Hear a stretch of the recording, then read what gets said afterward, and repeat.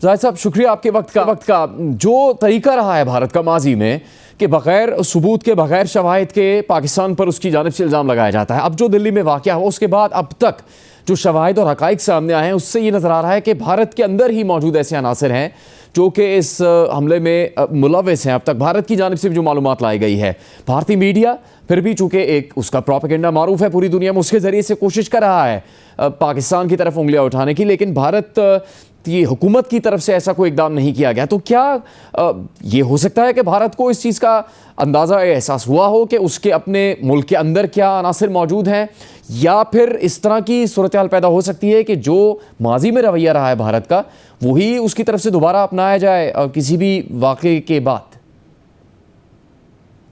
देखिए Junaid, thank you very much for the invite. Bharat की dilemma है जी, भारत का डायलेमा नहीं बल्कि एक मैं कहूँगा स्ट्रक्चर्ड एक अप्रोच है towards enemy with in and enemy without.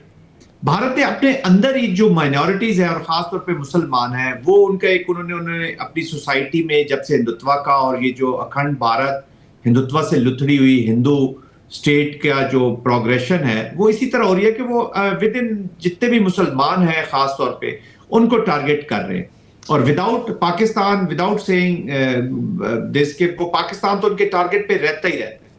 बिल्कुल उनको एहसास है जी। जब मैं एनिमी विद इन की बात करता हूँ तो जितनी हेट भारत के अंदर भारत के मुसलमानों के खिलाफ दिखाई जाती है, तो वो एक इंसिडेंट को क्रिएट करके इस अंदरूनी दुश्मन को भी लड़ते हैं और बैरूनी दुश्मन को भी उसमें इन्वॉल्व करने की कोशिश करते हैं। डिसइंफॉर्मेशन, भारत की कमीलियन डिप्लोमेसी, कमीलियन अप्रोच, ये तो पूरी दुनिया में वेल नोन है जी। डिसइंफॉर्मेशन लैब का आपको इंसिडेंट्स आपको याद होंगे, फिर जिस तरीके से इन्होंने टेररिज्म को लीड इंस्ट्रूमेंट बना के पूरी दुनिया में अपनी पॉलिसीज को परसू कर रहे हैं।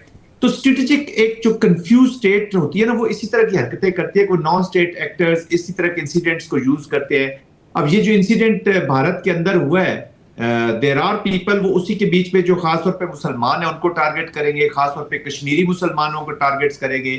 जिस तरह की इतलात आ रही हैं कि वो जिस तरह एक खातून का उन्होंने पकड़ा है और उसको डॉक्टर शमीम के नाम से, अब उसके साथ वो एसोसिएटेड मुसलमानों को भी टारगेट करेंगे जी विद इन दैट। और ऑफ कोर्स पूरी दुनिया को ये बताने के लिए कि हम तो विक्टिम हो रहे हैं जी टेररिज्म का, जो पाकिस्तान की सरजमीन से हमारे खिलाफ हो रहा है, और ये हर इंसिडेंट में इन्वॉल्व होते हैं जैश मोहम्मद से, इन्हीं से जैसी तंजीमों से, जो मोस्टली तो अभी इनके अंदर से ऐसे ग्रुप इन्होंने क्रिएट किए हुए हैं जिस तरह के इंसिडेंट करवा के फिर उसको फॉलो अप करते हैं to cover up their own terrorism की जो एप्लीकेशन है उसको कवर करने के लिए। प्रॉक्सी टेररिज्म इनका लीड इंस्ट्रूमेंट ऑफ पॉलिसी है गवर्नमेंट का जी।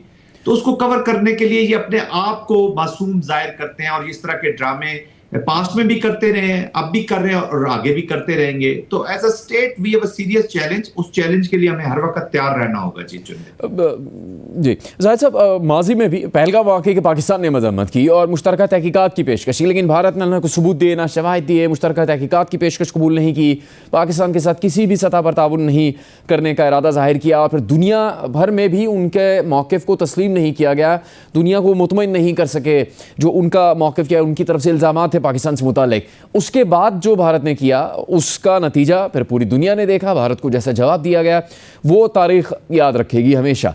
अब इस वक्त जो चैलेंजेस हैं अफगानिस्तान की तरफ से भी, पाकिस्तान दहशतगर्दी का मुकाबला कर रहा है, उस पर भी दो टोक मौक़िफ़ है, और पाकिस्तान ये मौक़िफ़ दोहरा रहा है कि जंग के ख़िलाफ़ हैं, अमन चाहते हैं, लेकिन अगर ऐसा दुश्मन जिसकी जानिब से कोई साजिश की जाती है, फॉल्स फ्लैग ऑपरेशन किया जाता है, झूठे इल्ज़ामात लगाए जाते हैं, तो उसको बर्दाश्त नहीं किया जाएगा, उसका मुंह तोड़ जवाब दिया जाएगा।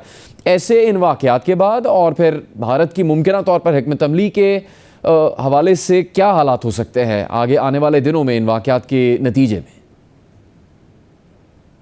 एक तो जुनैद साहब, भारत की तरफ से आप with this political terrorist leadership जो वहां पे बैठी हुई है, आरएसएस और संघ परिवार की और भारतीय जनता पार्टी की, इनसे तो आप कुछ भी एक्सपेक्ट कर सकते हैं to address their even domestic political issues. और हम देखते हैं कि जब भी पॉलिटिक्स वहां पे हो रही होती है तो ये टेररिज्म को और इस तरह के एक्ट्स और पाकिस्तान वॉर मॉन्गरिंग, इनका मीडिया, इनकी मिलिट्री, ये सब अभी मीडिया विंग बन चुके हैं, या मिलिट्री जो है वो मिलिटेंट विंग बन चुकी है आरएसएस का और संघ परिवार का। तो इस वक्त तो हिंदुत्व का एक जो सेफ्रनाइज्ड एप्लीकेशन है in the military, in media, in other domains, वो बड़े क्लियरली नजर आ रही है। और वॉर की जो अंडरस्टैंडिंग है वहां पे सीरियसली लैग करती है। इवन जो स्ट्रेटेजिक माइंड है, जो सेकुलर इंडिया देखना चाहते हैं, इंडिया को एक रिस्पॉन्सिबल स्टेट और दुनिया में बढ़ती हुई स्टेट देखना चाहता है, वो भी अभी कंसर्न शो कर रहे हैं कि भारतीय जनता पार्टी की जो अप्रोच है दिस इज वेरी डेंजरस, क्योंकि हिंदू एक्सट्रीमिज्म की तरफ ले गए जी। और ये एक्सट्रीमिज्म आप देखेंगे वेरी सून इनको ले डूबेगा और इनके लिए नुकसान भी पैदा कर, तो उनसे तो कुछ भी आप एक्सपेक्ट कर सकते हैं। ये एक सिचुएशन क्रिएट करते हैं, ऑलरेडी एम्बेरस्ड हुए हैं ऑपरेशन सिंदूर के बाद। जहां तक मिलिट्री एप्लीकेशन का ताल्लुक है, कन्वेंशनली अगर देखा जाए तो they are not in a position कि पाकिस्तान के खिलाफ कन्वेंशनल मिलिट्री को ये लॉन्च करे। लेकिन ये तब हम एनालिसिस को इसको सही साबित हो सकता है जब वहां पे मिलिट्री थॉट और अंडरस्टैंडिंग ऑफ वॉर हो। जो लोग मिलिट्री को भी as a instrument of their political policy use करते हैं और अपनी इंटरनल पॉलिटिक्स को और हिंदुत्व को और हेजमोनिक, क्योंकि डेटरेंस अचीव करना मकसद हो ना अगर इंडिया का जुनेद, तो फिर तो इशू नहीं है। उनके हेजमोनिक डिजाइन है, जब हेजमोनिक डिजाइन होते हैं तो you keep creating war. Hegemonic design को पूरा करने के लिए you need to have friction, जैसे इजराइल फ्रिक्शन चाहता है अपने ग्रेटर इजराइल के लिए इन दैट रीजन, इस तरह भारत यहां पे फ्रिक्शन चाहता है कि यही बहाने कसस बलाए बनाता रहे, रीजन फॉर वॉर बनाता रहे और अपने हेजमोनिक डिजाइन्स को पूरा करता रहे। इनकी पॉलिसी अंडर स्ट्रेस है, रीजनल कंट्रीज में भी, बांग्लादेश में देख लें, यहाँ पे भी देख लें। पाकिस्तान वाहिद रेजिस्टेंस है।